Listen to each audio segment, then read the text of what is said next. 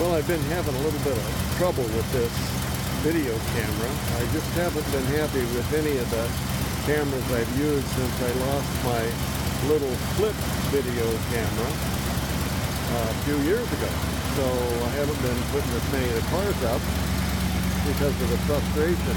And this phone that I'm using here, phone camera, video, whatever, is an Android, and the last couple of videos I tried to download wouldn't process. So here we are again, I'm going to try this. Now, one of the things you've heard me say before is they stopped making cars in 1972. So what am I doing with the video on a 1973 Buick Century? Well, it's an interesting car, and it's one that's going to the collection that I work for in Europe, and this car represents a particular style that he was looking for over there to add to the collection. You see, one of the things that I always complain about is the 5-mile-an-hour bumpers that came into effect in '73.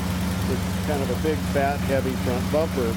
This one is not the most ostentatious of the bumpers that were found in the '73 and up cars for a while, but it certainly is a big bumper hanging out in front.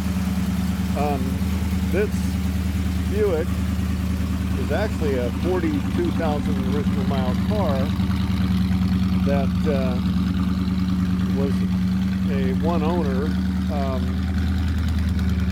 and you can see that it has a pretty nice straight body. It's always been in the garage, taken care of quite well, and it has 350 under the hood with 4-barrel on it, air conditioning and all those goodies. Let me close the hood here now. It's running cold, and I just started it up, so it's on fast idle. So, okay, nice white car with a maroon interior. Original California car with no rust. And, okay, let me back up, because somebody also complains about me being too close to the car so you can't see it. So, there, I'll back up and get a good shot of the car as I walk around it.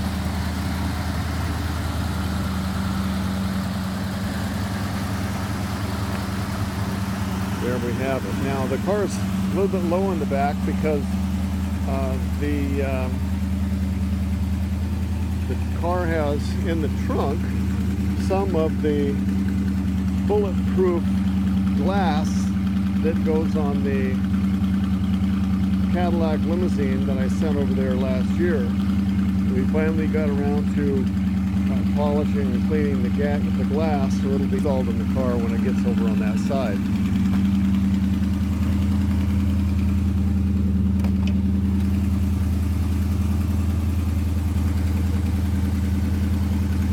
I helped quite a few guys around the world get their cars prepped, loaded, picked up, paid for, all the documents taken care of for proper legal export, and it's a great way to be able to help the hobby continue. There are plenty of guys that say, why did you let that car go out? Well, this car was on eBay for the whole world to see and bid on, and the guy that bought it was willing to step up and pay the price. So that's as plain and simple as I can put it.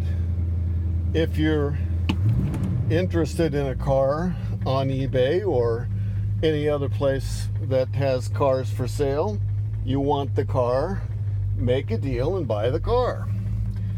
And again, brought cars back into the States from different countries.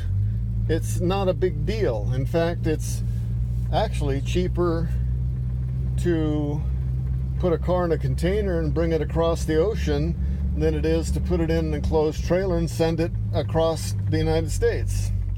So shipping and transport is not a big factor.